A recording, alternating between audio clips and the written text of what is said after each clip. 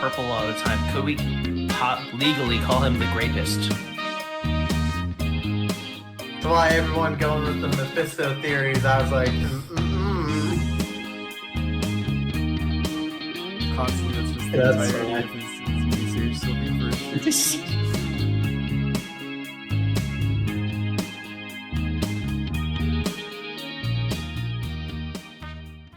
Hello and welcome back to another episode of the happy 616th Marvel family. I'm getting better at saying the name. Hopefully I'll be able to say it at some point without stuttering.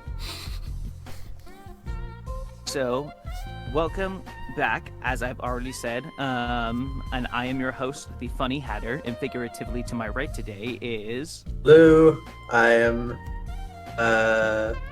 X-Man. Once again back to this podcast this week. Oh yeah, back again with a vengeance. Yep. With a vengeance. Yep. And I came back to destroy this podcast. Oh, it's over. This is the final episode, actually. Thanks for watching. Yeah, the final. There could only be 10, and then there's the next term one that surprises everybody. It's the Ooh. end. 10 years finale. later, yeah. Anniversary podcast.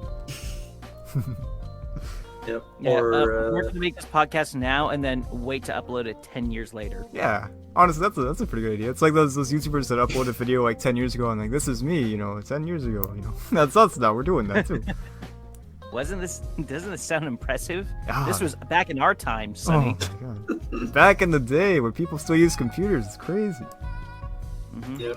We don't do that anymore. No, we just use our mind. Yeah, it'll just have little microchips in our heads to where we can project everything. Oh man, that'd be so great. I'd love that. That sounds safe. That or, what's his name?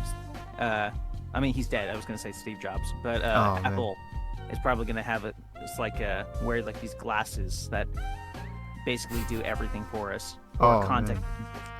Let's That do or, it. or it'll be like what is it? Like, did you guys see the Total Recall remake? With, Oh Colin no, I Farrell? didn't actually know. Okay, I don't recommend it. Oh. I got to see it in Dream theaters. Oh really? And I walked out and I told my brother, we won something to go see it in theaters when it first came out, and we walked out and I told him, well, that was worth the price of admission.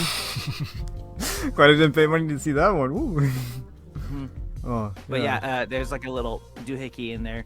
I thought it was pretty cool, but like the way that they track their spies that Colin Farrell is like a part of, he's got a phone in his hand. It's like a microchip, and you like press your hand like their numbers like on a phone, and you just like put your hand up to your ear and you talk to it like it's a phone.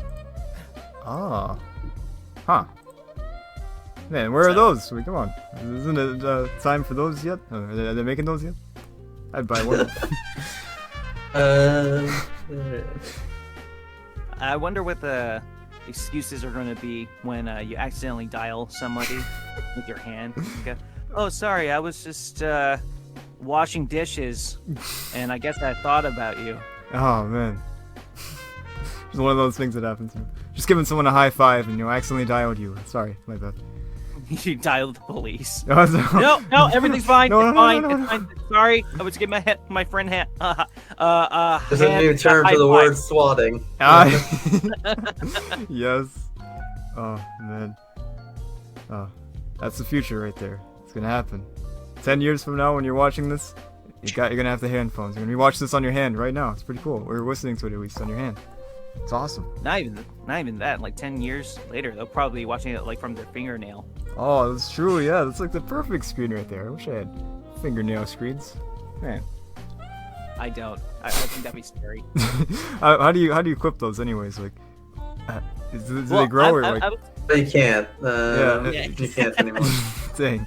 Well, that saves some time, I guess. I would think that people like use their fingernails like multiple TV screens. You know how like people Yeah. That's a good have idea. like 6 screens that are playing at once. That like one corner plays football and like another plays like I don't know like FX and like the other plays HBO and the other ones my play just God. completely different stuff. I don't understand how people can watch stuff like that. That would be. Oh man, that would be so great. My mind would literally explode, but it would be such a fun experience. Pretty interesting decorative choice. You just have to. You're farther away again. Oh, okay. Oh no, I'm away. Ah! He's a ghost in the distance. He's far off away. He's actually just outside my door right now. You just hear him yelling at you. No, I'm not. Hey, oh, he's back. Oh my god. Jump scare. And that, ladies and gentlemen, is how you break improv. Oh my god. You say no. That's perfect. That's perfect. I'm dead in the water. Oh no, there's a ghost inside this house. No, there's not. No, there's not. Oh. All right. Yeah, that's why no doesn't exist in improv. Exactly. Yeah. Man.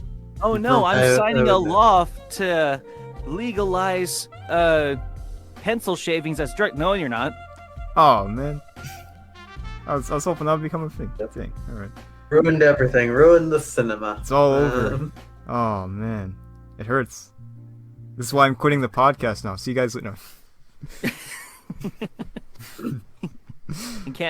You won't allow me to improv, so I'm gone. I'm out of here. That's the only thing I can do on this podcast. I don't know anything about Marvel. You can't actually improv as the writers of Marvel, okay? That's cheating. Oh man, dang it. Man. Oh, yeah. So what are we talking about today? Yeah, let's talk about the topic that I put on for today. That would help a great deal. I would. Ooh, wow. I see why they sounded so low to me. Jesus. I wonder how that's going to sound on the actual recording. Anyway, today's topic is our favorite scenes from Marvel movies. Ooh. Now, this doesn't necessarily have to relate just to the MCU. This can be other properties that have made Marvel films, such as Sony, Fox, I believe MGM. I don't exactly remember. I mean, so many things, like, have been done, in both the live action and animated fields. Like, even if it's limited to just live action, it's expanded quite vast by now. Yeah, that's true. But this also Even doesn't just outside of the MCU. This doesn't also have to relate to just movies. This can also be TV shows, fan fictions, or fan films. Yeah, all right. So if there's like any stories that you've seen like on YouTube or some kind of other website, I don't know.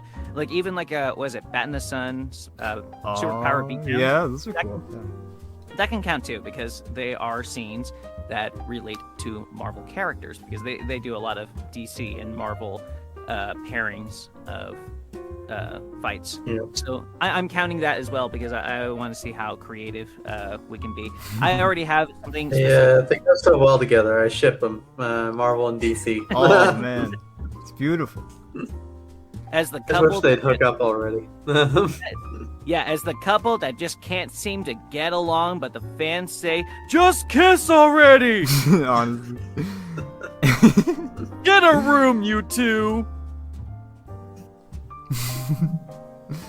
So, yeah, I have the Wheel of Names today. Or yes. Destiny. Wheel of Fortune. Woo.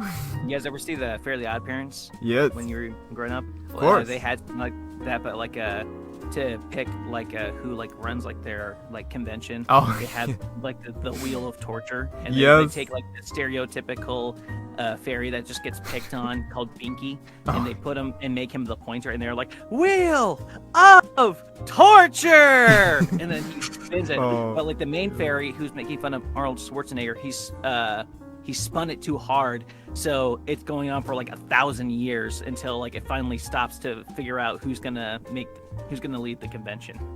Oh man. Oh, I remember that actually. Classic.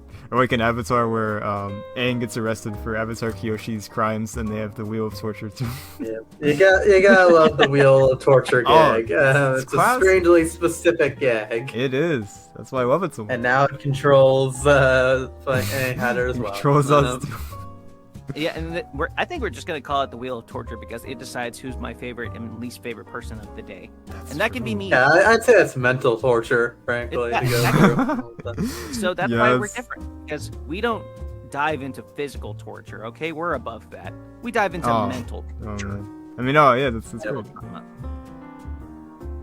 Yeah, we're not amateurs. Just letting you know that now. Very professional. So, very professional. So, we're gonna find out who my favorite person of the day is today as I spin the wheel, and that is going to be, if it stops.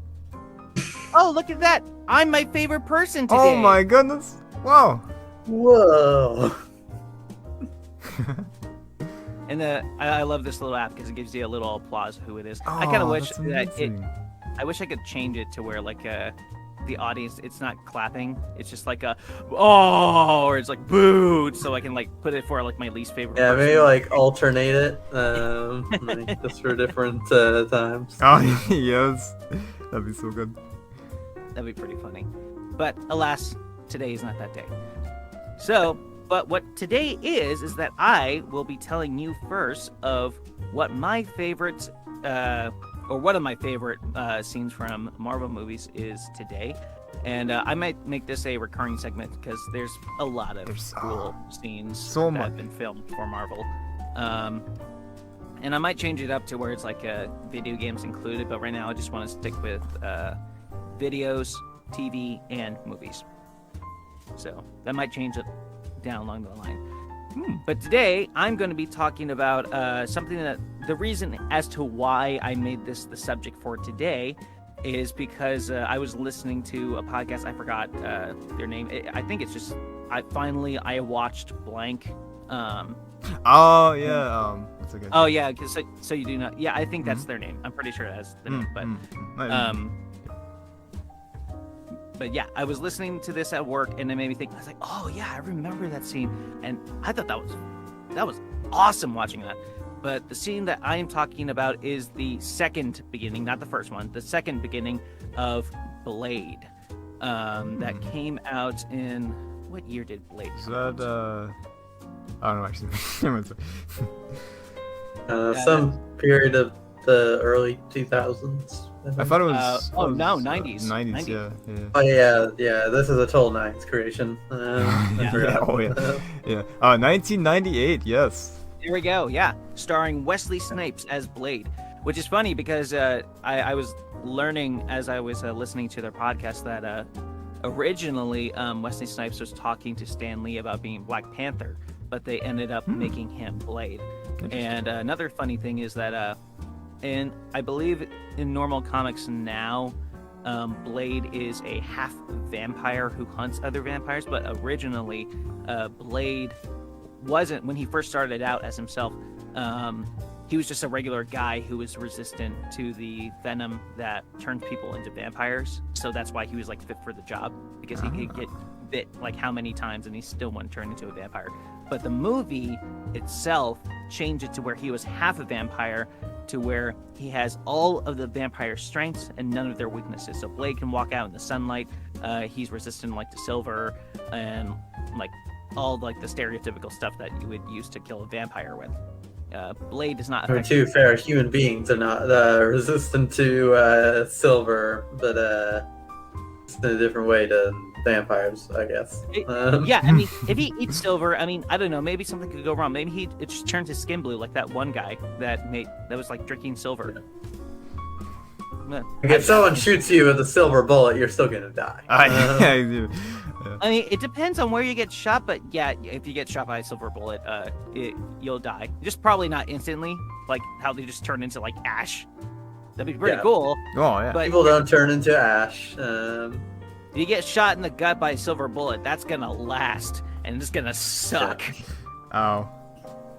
Vampires have it lucky. Honestly, yeah. So, anyway, the scene that I am talking about is, so as I said before, it's not the first beginning. It's more like the prologue.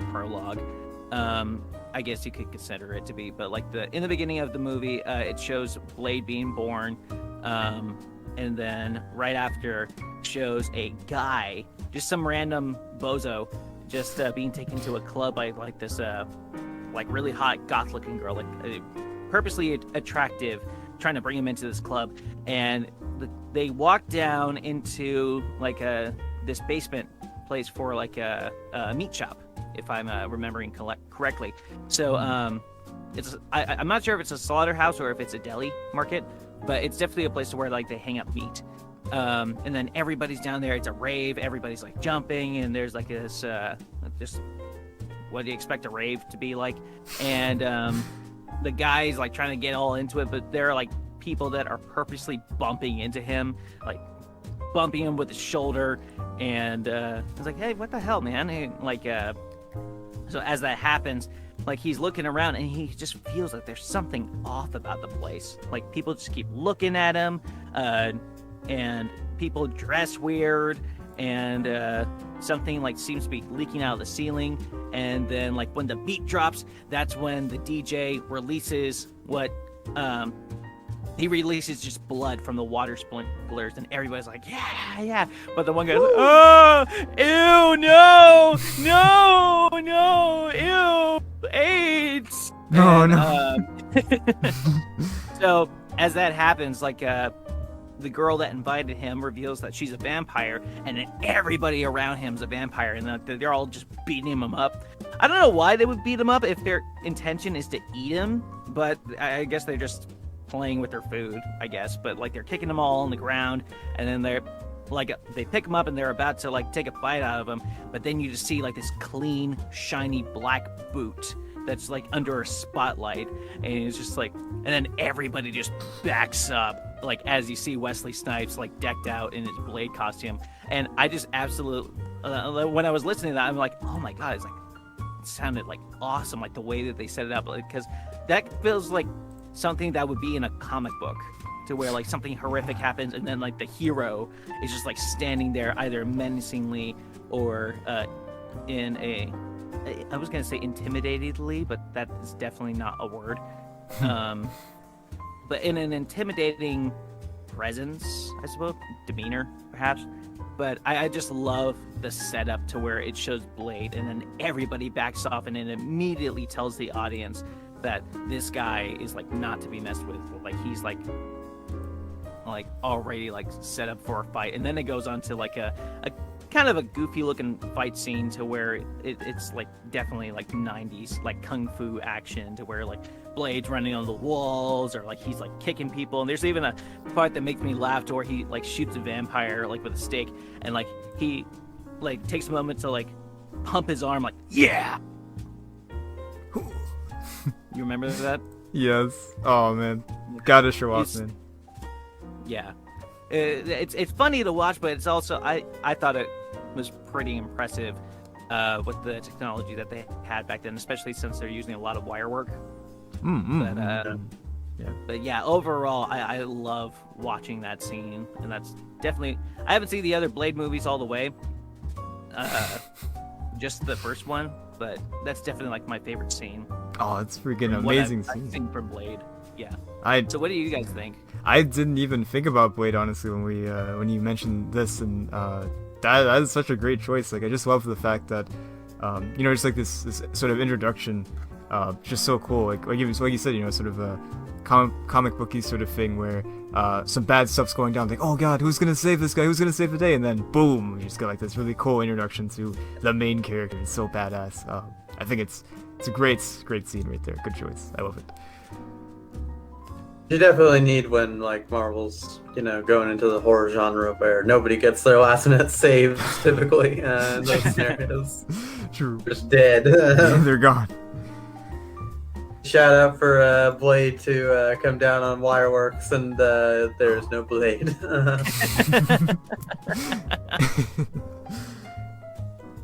But yeah, like the way they set that up, like it almost feels like almost like a Western movie when you have like the main protagonist that's like introduced later on in the film, or like right as he needs to come in. Yeah, that's a good point. So yeah, I just love like just seeing like the first introduction. You just see a black shiny boot, and then everybody's afraid. But yeah, like Victor, what you were saying with the horror genre, like if they're trying, if Marvel Studios is actually trying, and I do use the word lightly, trying to go into the horror genre, I believe Blade is definitely one of like the right directions to go. Yeah, there it is. For that genre, since they make his comic books pretty scary. Yeah. I mean, they're starting with Moon Knight, but still. Oh, that's true. Yeah. Well, probably shouldn't, but I do have high hopes for Moon Knight. I do hope that it does become horror-esque at the least. But Yeah, it has potential, I think, for horror stuff. yeah, especially like since he's schizophrenic. Yeah. But I don't know. I think they're just misleading and that just could. That just could be because I'm a pessimist at this point. But I have a feeling that they're just misdirecting the audience. It's like, oh, it doesn't look cool and scary, but they're gonna like make it like all family Marvel. Yeah, maybe. I've been dying to see Marvel tackle some horror, especially like in sort of the quote-unquote mainline stuff with the MCU. Like New Mutants, like when I saw the trailer, I was like, all right, this could be something here. But sadly, it has some horror elements to it, but it's not really. I don't know. It didn't really feel like it leaned into that enough. I don't know, for me at least. But I really hope that we do get to see some more horror stuff. But I feel like, hopefully, Moon Knight might tap into that. But Blade especially feels like one that should definitely go down that route that I think would be awesome. So, and it sounds like, of course, with Doctor Strange as well, that there's going to be some horror-y stuff there too. So hopefully that's also is present too. But yeah, I think the shift to horror in some instances would be pretty sweet, especially since could kind of add spice. Yeah, in moderation. Yeah, add some spice to the mix instead of just a standard superhero movie, which is great too. But mixing it up a little bit with some horror stuff too would be awesome. Well, yeah, they're definitely gonna have to go down those routes at some point. Otherwise, it's just gonna feel very repetitive, like with the content that we're getting. Because at Doctor Strange, the first movie, that's when I really started to notice that there was a pattern as to like how they were approaching their main leads and like how they want to get their audience comfortable by making it like quippy and funny most of the time, but that can't work for every single character. Especially for someone who dives into the horror genre. Exactly. Almost like with an anchor, and Blade is definitely one of those people that like I don't think he should always be horror, but more than likely should be most of the time.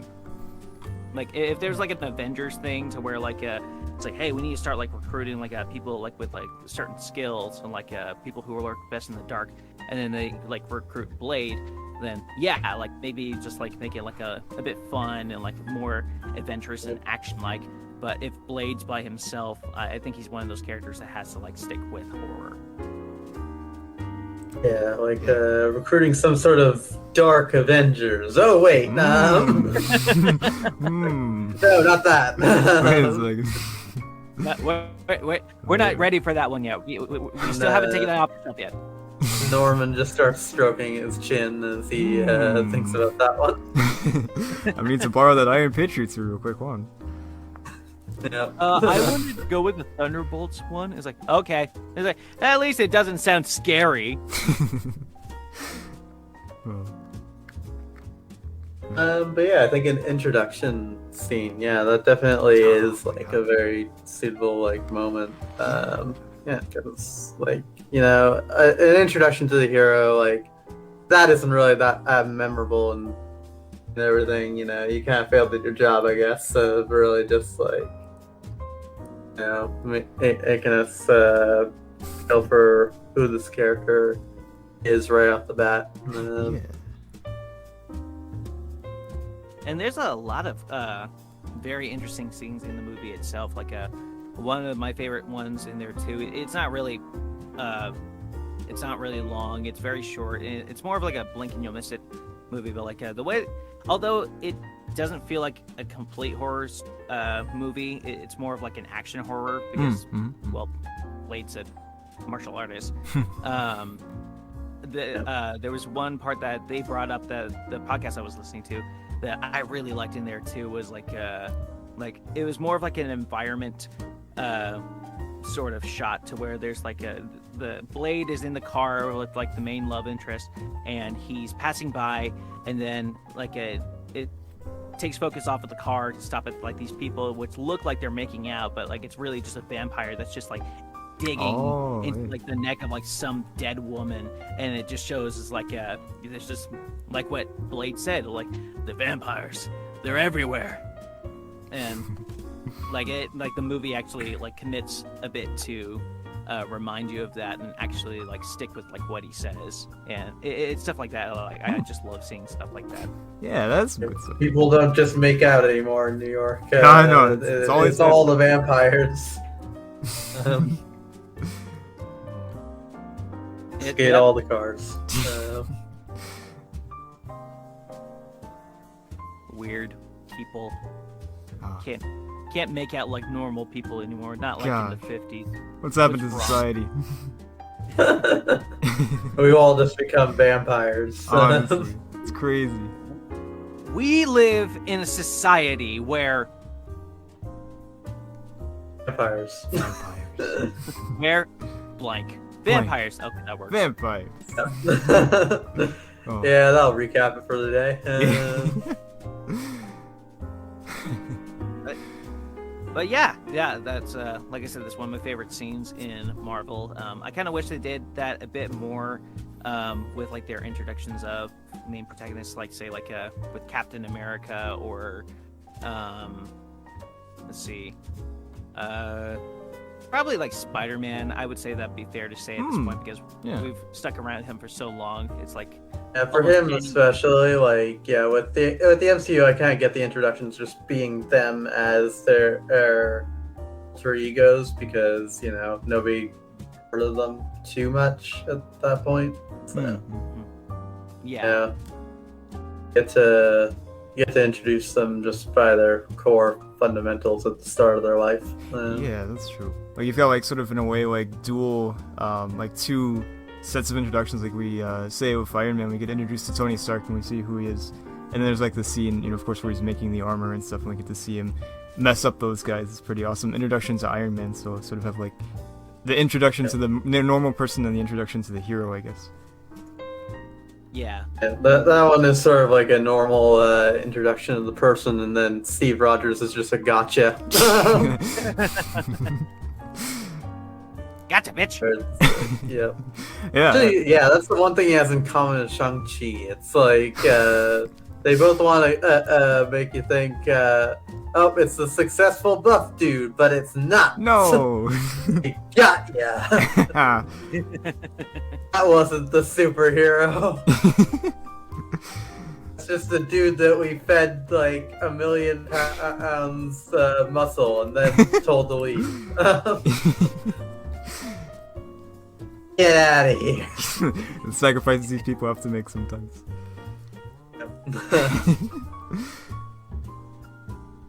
Yeah, I wish. I mean, there's definitely some like superheroes that Marvel has to where in the MCU to where like they've definitely earned their reputation and should be treated as such. But who knows? Depends on the people there.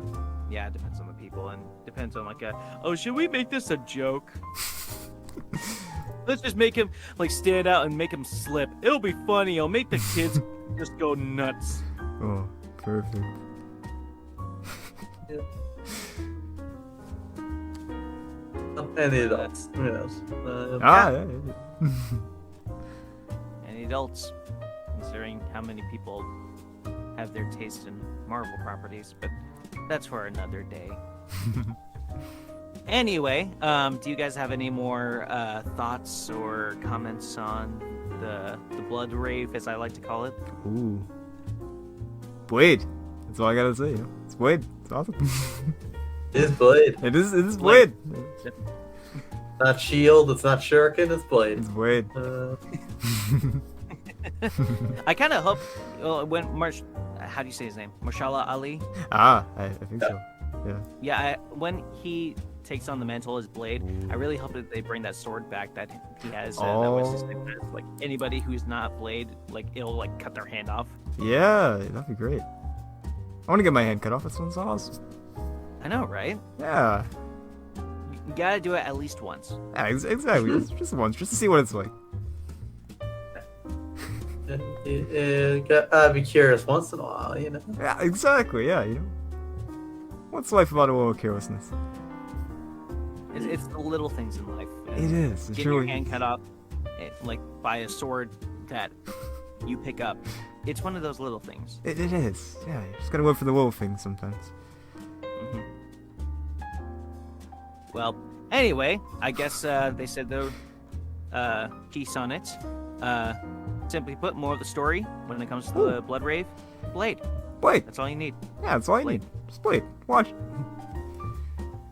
Okay. Yep. Well, thank you In very Kit much. Harington, anyway. Oh yeah. Yeah, that's right. Because I Yes. wonder if they're gonna have the Black Knight and Blade fight I hope so. like at some point. Please. Yes, please. That'd be pretty cool. I've been It's dying like, to see the "Are Black you Knight, ready?" man. It's like, are you ready for that? And he's like, I don't know. Perhaps we should duel to find out. I like the sound of that. Oh yeah. I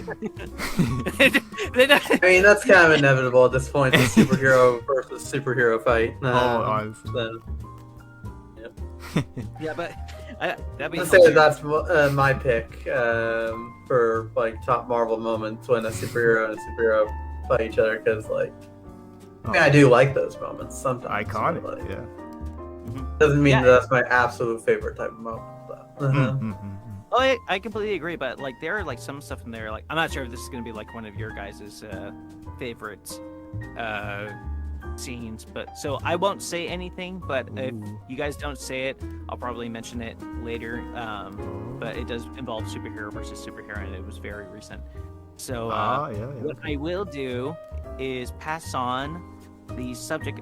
By the way, thank you for talking to me about me being a nerd. And I'm going to pass the floor to my least favorite person of the day, Yes. which is. Vince. You say Vince? It's Vince. No. Oh, Vince. Oh no! Not Vince. So bad for Vince. Oh, Vince Gilligan. No. Sure. Looks like you're my least favorite person for today. Oh, Sorry, buddy. Man. Dang. Oh. Yeah, it's fine though. I knew the wheel would cast punishment eventually. Oh, that's true. That's Eventually, true. we are all rewarded and punished by the wheel. So we come together as one. Don't worry. But we can spin it later to see if you're the most or the least today. Hmm. But all right. So top Marvel scene is like a quite impressive one. And remember, this doesn't necessarily have to be an MCU movie or Yeah. a movie in general. It could be from a TV show, either cartoon, live action, or fan film on YouTube or whatever platform. Yeah, like fans have done some pretty impressive stuff with the material. Oh. In the Marvel case, like those are quickly like taken down instantly. I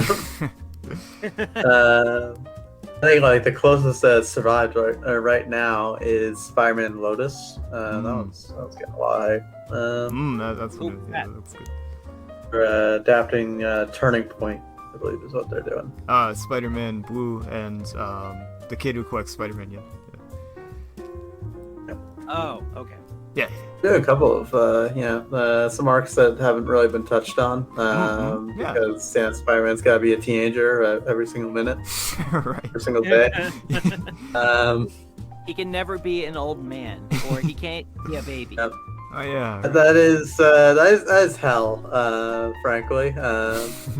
It's worse than anything Spider-Man has ever suffered in the comics, and I am including the time he had to live as Dr. Octopus. Oh God. Yeah. Oh. Anyway, my favorite scene. Let me see. Quite impressive number of projects. Like I've delved into like a lot of like the obscure material, but a fascinating bit of stuff. I believe they've mentioned on the podcast before, but I think do in greater detail because it's frankly a rather good show. Is with the X-Men shows.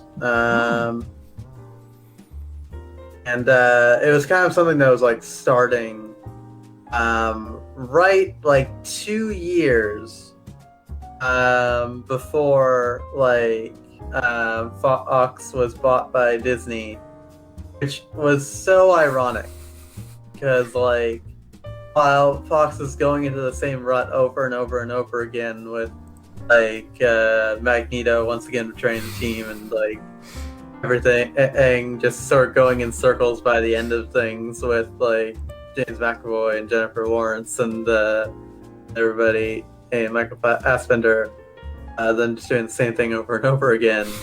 With like stuff like Logan and Deadpool kind of being like the only exceptions by that point. How do we take the rights away from Marvel? Just do the same thing over again. Okay. Yeah. All right. Yeah. The only people who were doing anything inventive was the TV shows, which were then starting at that same time. Yeah. Which we're actually doing some new things with these concepts. And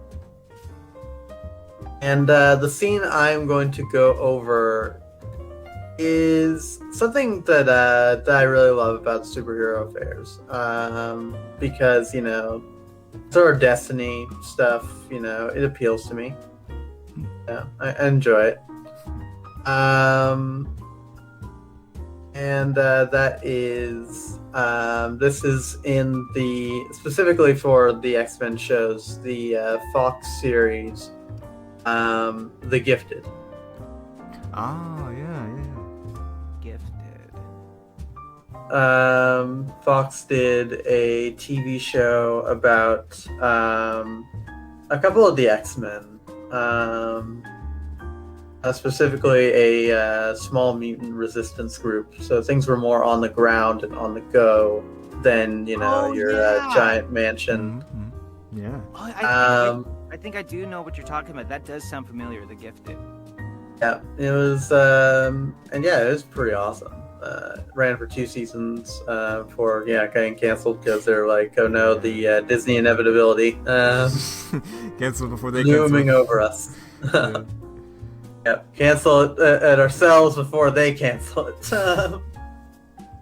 And with the scene that I'm going over is, of course, X-Men Legacy scene, because like I said, I do like the legacy nature of comic books, how things sort of have the symmetry of fitting in with like an earlier moment, but having a sort of twist on it. And for a little background on the scene, at this point, they of course were like episode by episode because it's an episodic show. TV works like that. Where the small resistance group called the Mutant Underground have been avoiding this organization, Sentinel Services, invented for the show, I believe, based on your typical like Trask Industries, that sort of deal. Yeah. But it was more local, just sort of more relatable, of like this whole swatting deal against minorities, that sort of situation. That sort of metaphor, once again used for mutants, never changes. Of course. Never. Yep. And Sentinel Services are like cracking down on the Mutant Underground. People are dying like left and right in the show. Some obscure X-Men characters, some originals. And the characters are getting tired of it. There is a bit of a divide, this pressure from everyone. Magneto's daughter Polaris is pregnant and is about to present her baby into this world that, like, potentially could kill this child. Very much could. It's not absolutely, it's just potentially.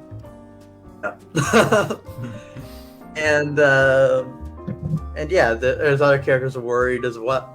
Like, you know, two non-mutants join the group with their own two kids who are potentially two of the most powerful mutants in the world, known as Fenris, the Von Strucker twins.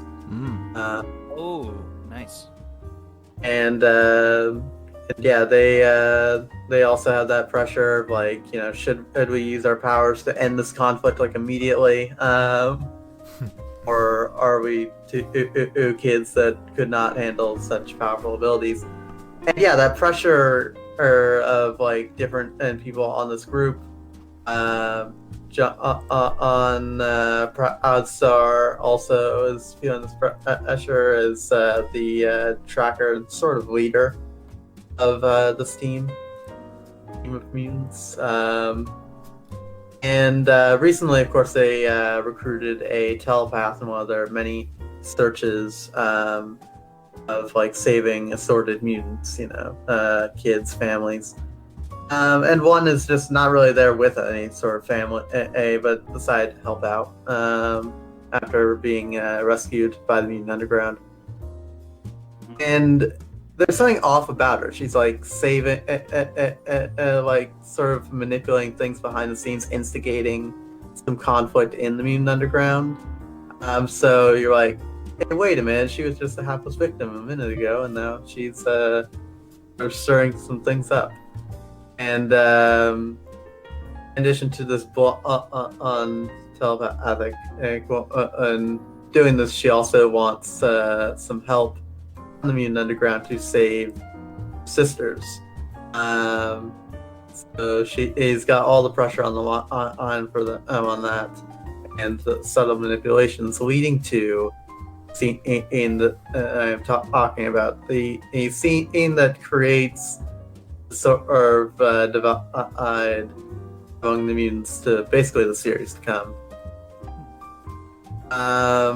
The surprise twist is that this mutant telepath is in fact the Emma Frost own as Esme, one of the many of the sisters. So the Frost sister are clones of Emma Frost. Ooh. What So it's they're with? clones of Emma Frost? They're clones of her, which leads into the legacy that this show is not just like this conflict of, you know, the mutants against the bigoted humans, but in fact that the Brotherhood of Evil, that sort of deal, it is still around. And that the honor of mutants versus humans is coming. It's a shocking scene where basically, like, Esme comes in with a group betraying her friends in the Mutant Underground by basically tasering them all. Then she just goes in and, like, brainwashes everyone into killing themselves.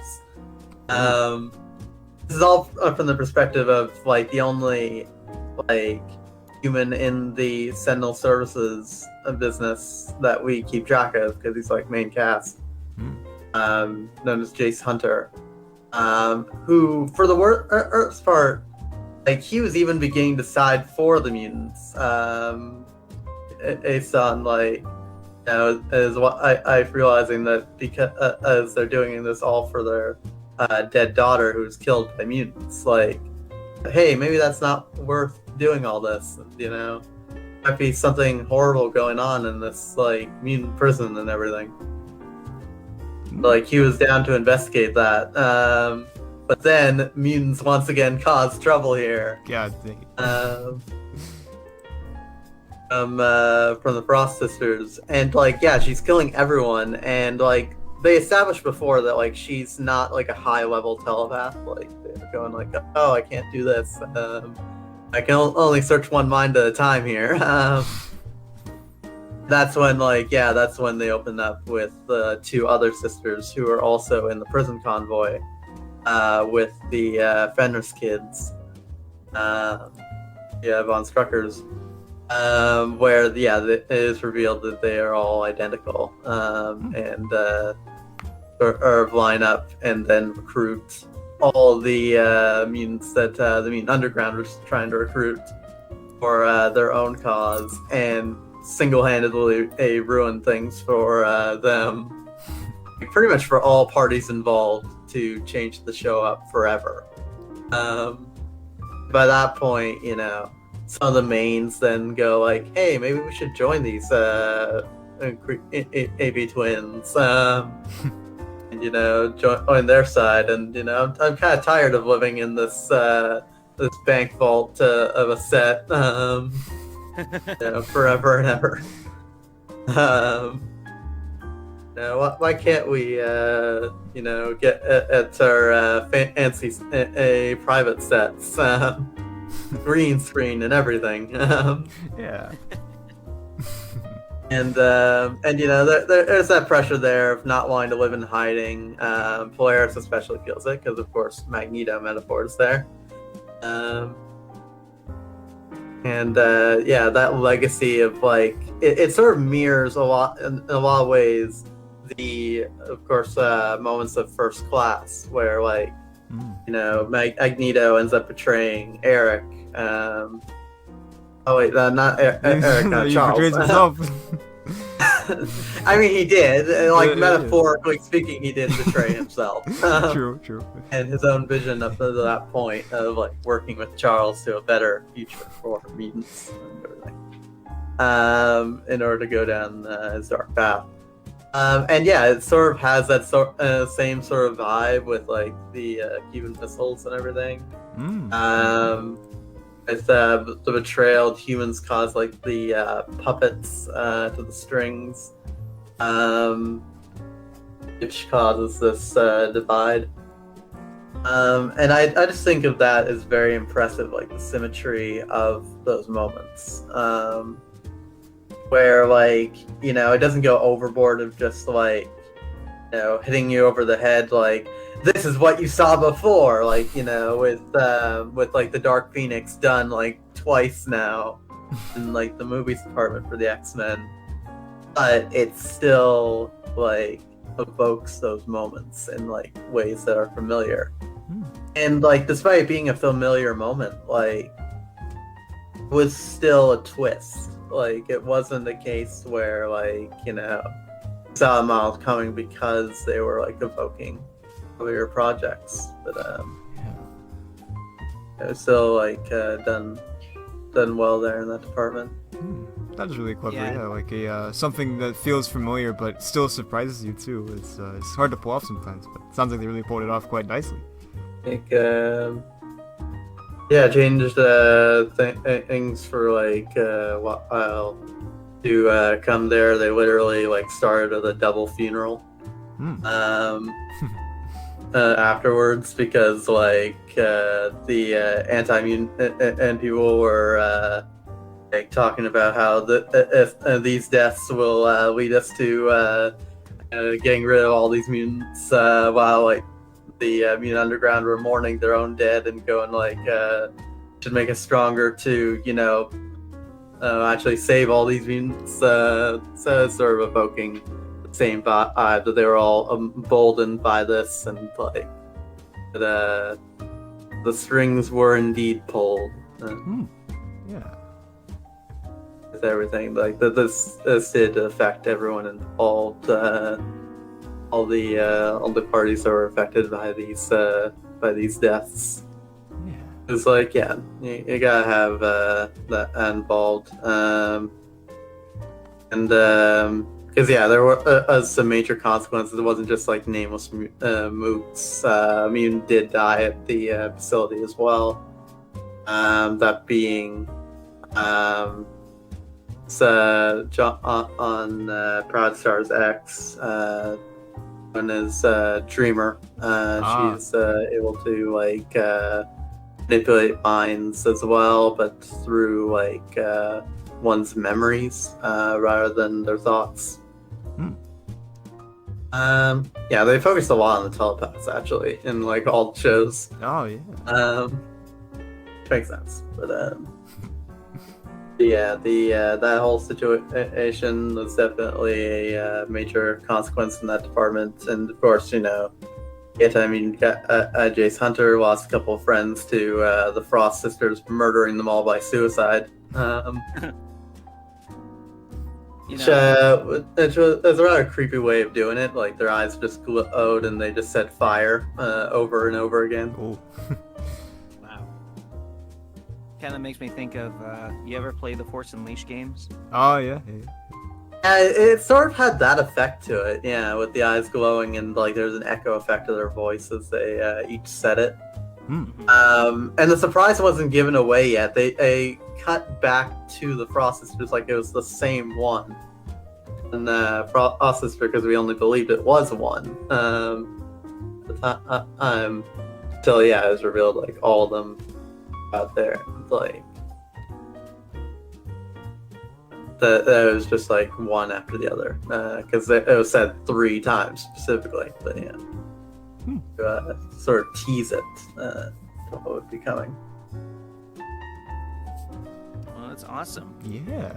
But yeah, I'm glad you brought back up a lost X-Men property, which we may not be able to see any more of, but oh well. Yeah, it's on Disney Plus now, so same with Legion. I think they recently recovered the latter because Moon Knight DID.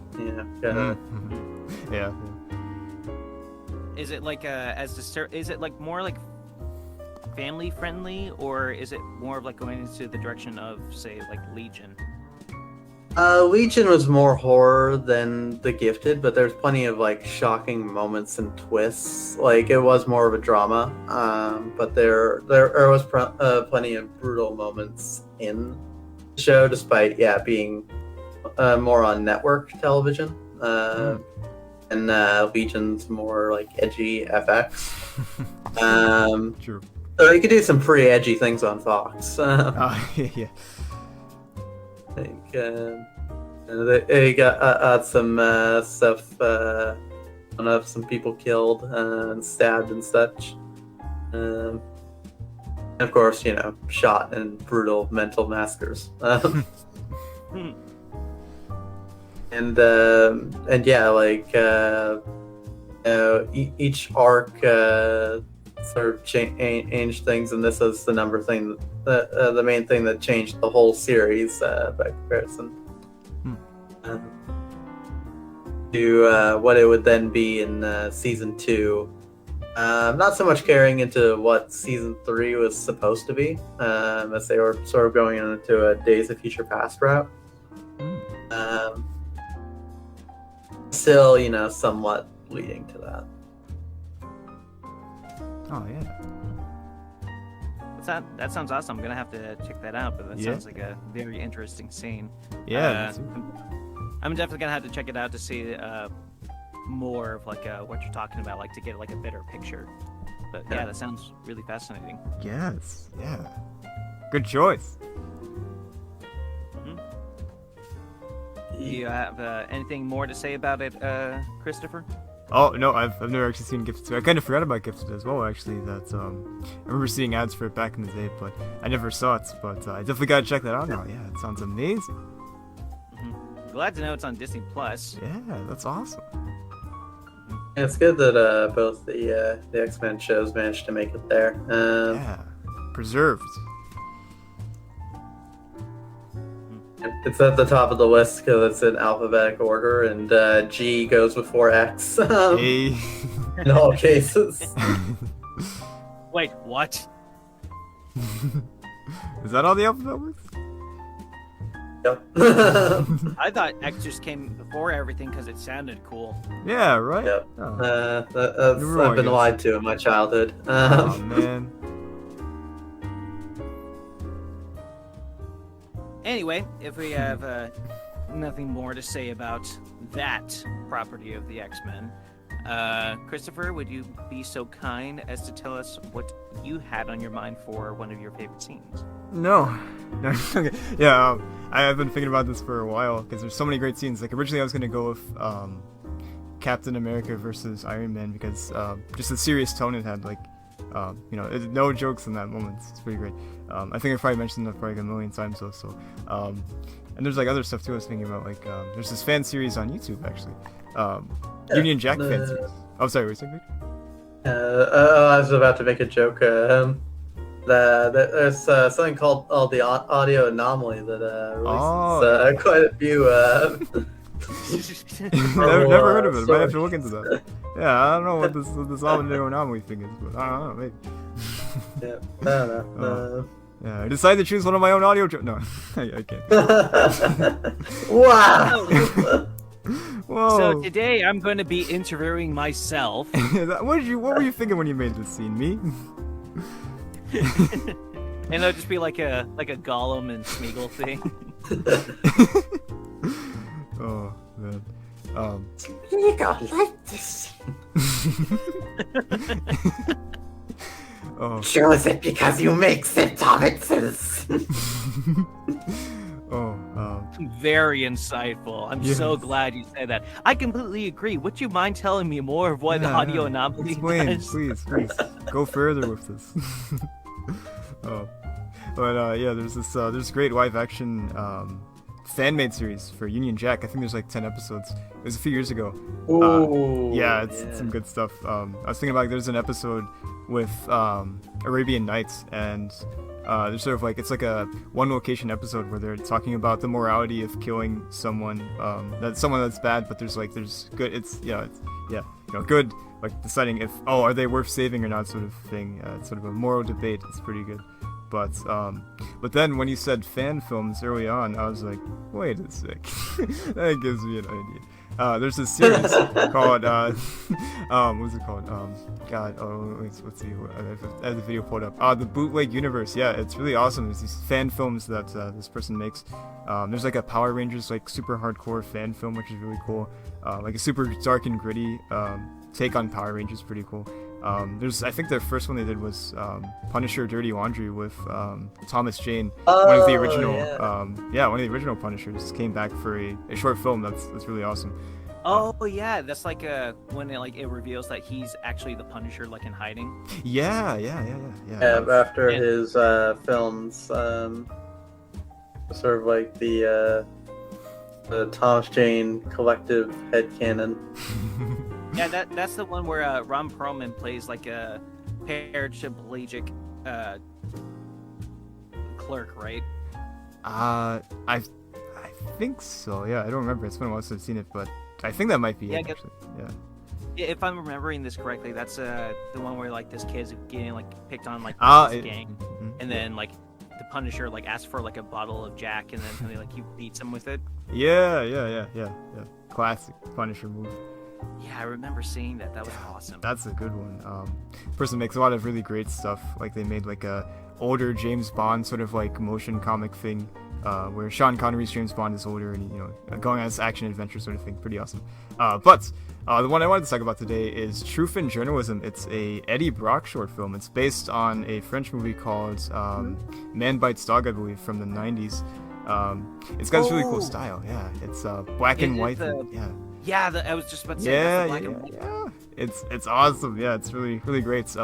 Unfortunately, there's a song at the end of the YouTube video that got copyrighted, so they had to remove it. But I think it's on Vimeo that it has the full version with the song included, which is nice.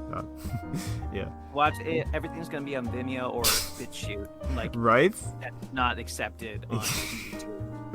Yeah. There's a couple more platforms other than that, but they have their own restrictions. That's true. Yeah. Yes, it all depends. Yeah. So I definitely recommend watching it there if you haven't seen it.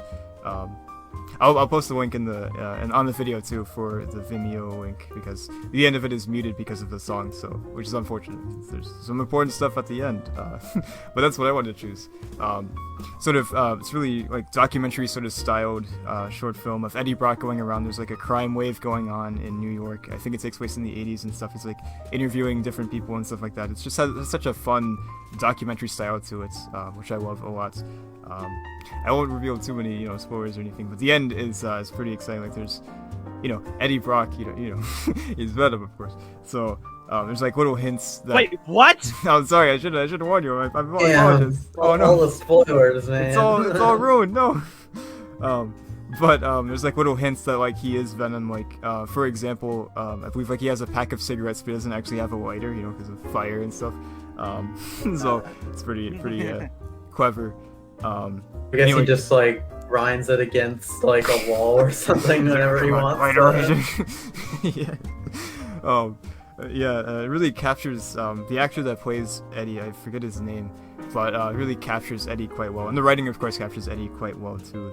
It's really good adaptations. It's a very fun watch, and the final moments is really cool. Like, you know, it's a fan-made project, so they don't have like the most massive budget ever, but they still pull off like, you know, some Venom stuff really well, and it's really awesome. It's has a lot of horror to it. You know, it's that we don't see too much horror from, you know, the new Venom movies. Like there's some, you know, pieces of horror here and there, especially like when he's going into the Life Foundation, sort of a more horror-y scene, if you will, from the first one.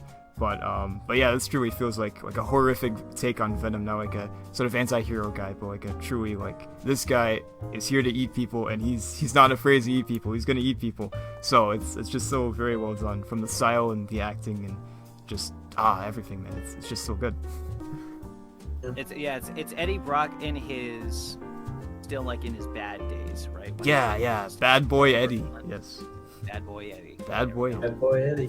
Bad And boy. isn't the guy who plays Eddie Brock one like the main actor from True Blood?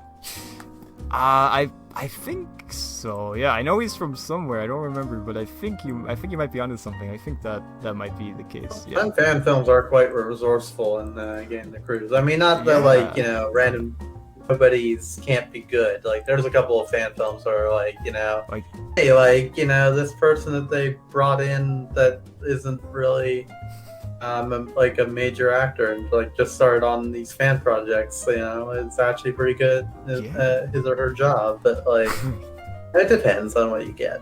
yeah, there's some pretty impressive performances out there from people that aren't like super well established. And then, you know, of course, you also get like the fan films that have like, you know, famous actors and stuff, like that Uncharted fan film from a few years ago with Nathan Fillion. That was awesome. But There's some surprise gets, and you can't always get them, but you know, it's True. cool. Yeah, oh, absolutely, yeah. But yeah, really impressive performance. And yeah, he's the guy from True Blood. I looked it up, and yeah, that's him.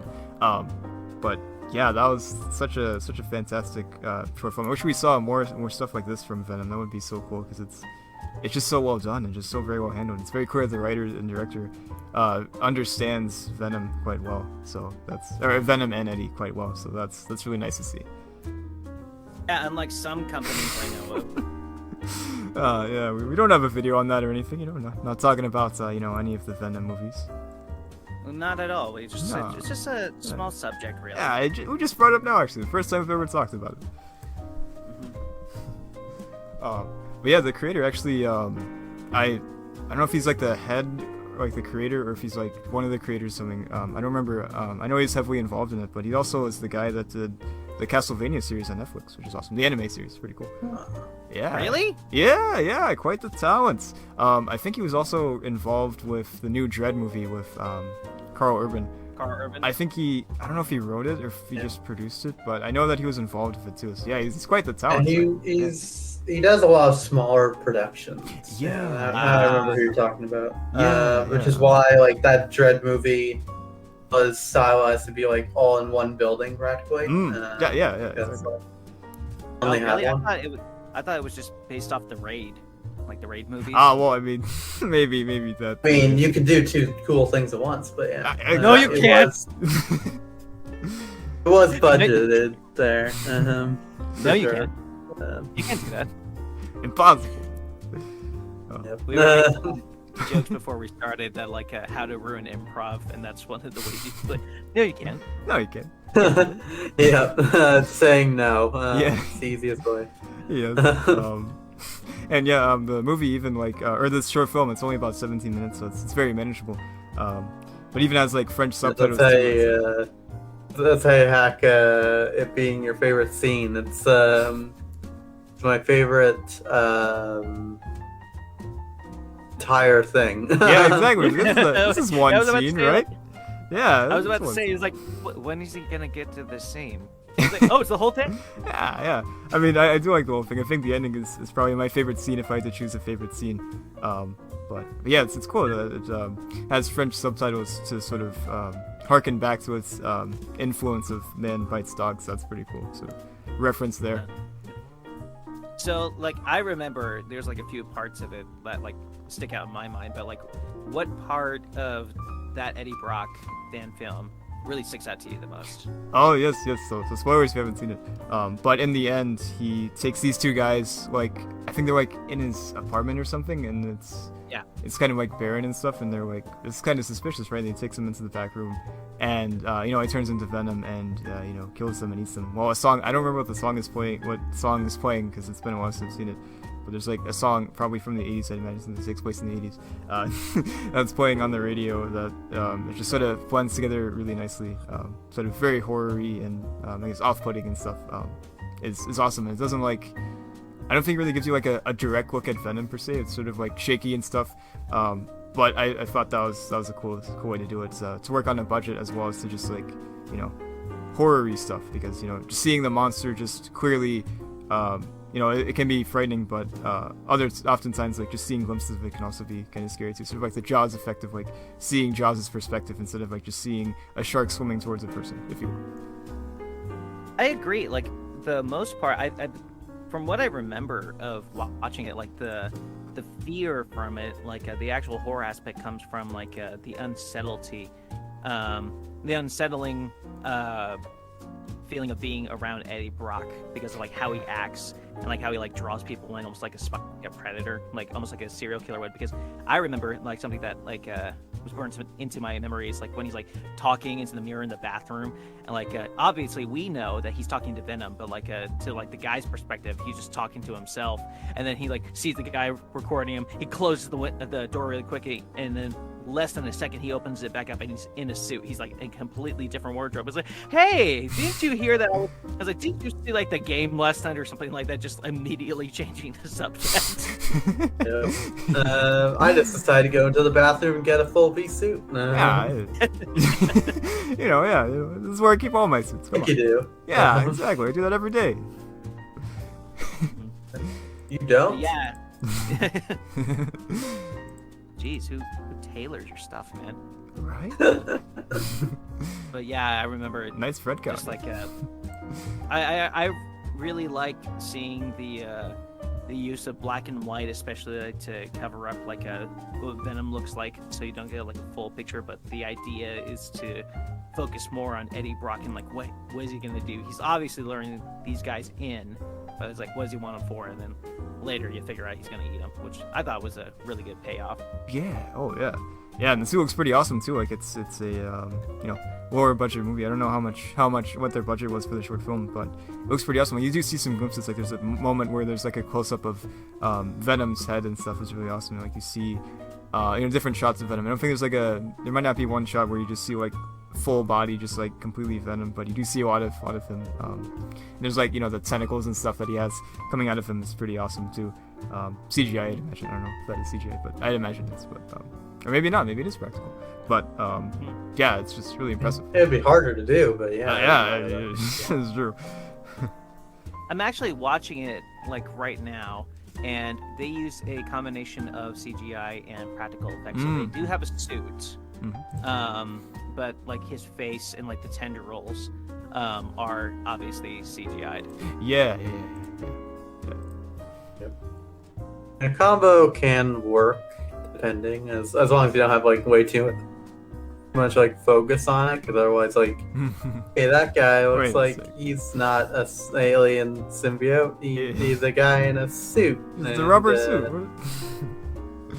Yeah. What gives? What's that? Hey, wait a second here. You gotta make sure like the illusion isn't broken. It has to be seamless. Yeah. But yeah, I mean, the CGI is definitely dated, but it's like you said. Also a fan film, so It's a fan film. They don't have much of a budget, which I think like something like that is much more forgivable when like your heart's in the right place, because these people obviously cared about making this like short little story of Venom. Yeah. It's pretty brilliant. And- Yeah, it really is. And the video's called "The Truth in Journalism," and Yes. like you said, it's by the Bootleg Universe. But yeah, that is such a classic. Oh, it is. Yeah, it still is up to date. Quite amazing. Now, the CGI is, it's a little dated, but it's a short film. It's a fan film. But yeah, that's definitely recommended. It is quite fantastic. Yep, it's definitely a fan film that Sony will never take into consideration. Uh, Ever. yeah. Why? Because they didn't make it first. It's like, oh, we didn't make this. Screw that thing. There's no truth in journalism. Get out of here. And that's the thing about movie companies. If they didn't make it, they're not gonna do it. Yeah, exactly. But, oh well. But yeah, thanks for sharing that with us and reminding us of some very good and old YouTube content. Oh, yes. Thank you as well. Oh yeah, I love looking back on stuff like that and like comparing it to the stuff we have today. Yes. Yep. I mean, like, I frankly find that those are my favorite kind of, whether fan made or not. Just like an episodic sort of adventure with a given character, where it doesn't really like it even is a superhero story. It just feels like the day-to-day life that goes on around them. Yeah. Like one comic I read, which is basically about Wilson Fisk's rise to power just on the street. It's just hanging out with him, and Spider-Man is just like in the background. He's not really like any sort of air there. He's just flying up above everybody. Yeah. And like with that sort of adventure, I think that's how it works. Not just for fan films, but even just for like normal stories too. It's quite impressive. Yeah, because the MCU, in terms of the movies, usually focuses on like bigger events and stuff. Like it's like sort of a momentum, if I could talk, constantly moving. That there are some smaller and more character-focused, heartfelt moments and stuff like that. Throughout the movies, like there's little moments to pause to focus on the characters for a little bit and stuff like that, like in Winter Soldier with Natasha and Cap and stuff like that, at Sam's house. That's some good stuff. But for the most part, usually focus on larger events and stuff like that. Doesn't a lot of the characters have like smaller character moments as much, but with a series and like fan films and stuff, it's really awesome just seeing stuff like that where the characters are allowed to have their moments. Like with the Marvel shows, like Daredevil, there's a lot of character moments in that series. It's not just focused on Daredevil beating the crap out of guys. It's also focused on Matt and Foggy's relationship and Karen and all of that stuff, Wilson Fisk and stuff like that. So it's pretty awesome to have these character moments, and especially like in short films that focus primarily on the characters. Like this short film is more of an Eddie Brock short film than a Venom short film. That Venom is there, of course, but the main focus is on Eddie. Yeah. Venom is always going to be a part of his life, and that doesn't really like make all of him. Yeah, exactly. It wouldn't be much of a symbiotic relationship if it was It's just Venom, no Eddie. Symbiosis. Venom all day. Eddie's just the meat sack that Venom uses as a taxi service. Oh, there we go. Perfect. Yeah, I bet he really feels appreciative of that. Yeah. But yeah, fantastic stuff. I love, like I said, I love hearing about it and checking it out once again when I'm reminded of it. So I'm probably gonna watch. Now that you mentioned it, I'm probably gonna go watch like all like the bootleg universe stuff. Yes. So good. Just out nostalgic purposes. Yes. But yeah. Since you guys didn't bring this up, I was kind of hoping you would, but it's understandable. There's so many scenes out there, but like the recent, like what Victor was talking about when it comes to superheroes fighting each other. I was reminded of the fight scene in Spider-Man: No Way Home with Spider-Man fighting Doctor Strange.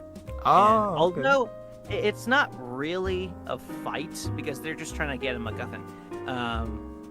Yep. I've not seen that one actually. What? Yep. You're kidding.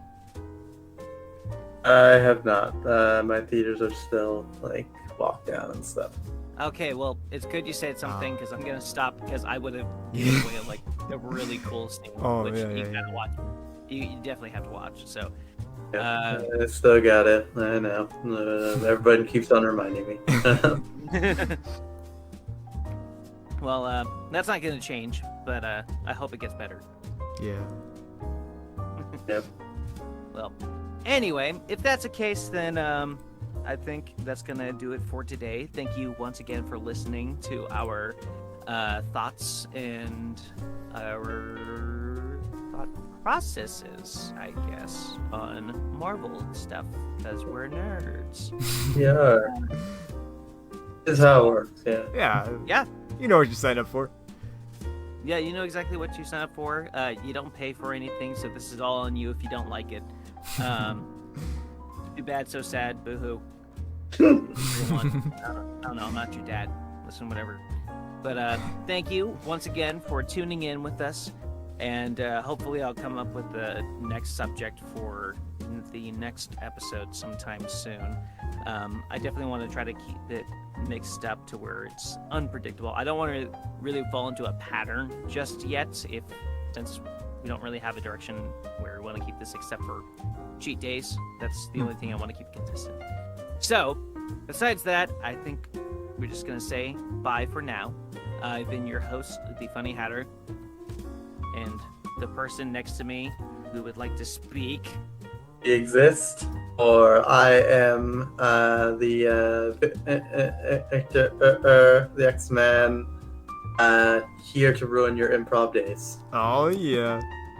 No, you're not. Oh, and I am Christopher, the sad improv boy. No, you're not. Yeah, that's where the joke goes full circle. Right Yes, yes. No, it doesn't. Oh man. Okay. Well, bye. Adios. Hi, everybody. Bye.